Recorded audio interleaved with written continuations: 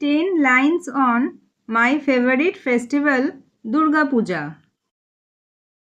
My favorite festival is Durga Puja. It is the biggest festival of Bengal and is celebrated with great joy. Durga Puja usually takes place in the autumn season.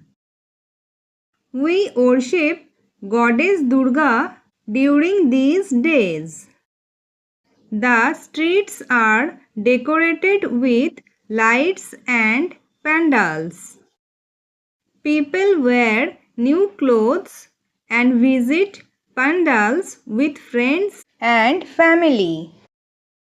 Cultural programs, music, and dance make the festival more colorful. The sound of the dhak creates a magical atmosphere. Durga Puja is a festival of happiness, devotion, and togetherness. That is why it is my favorite festival.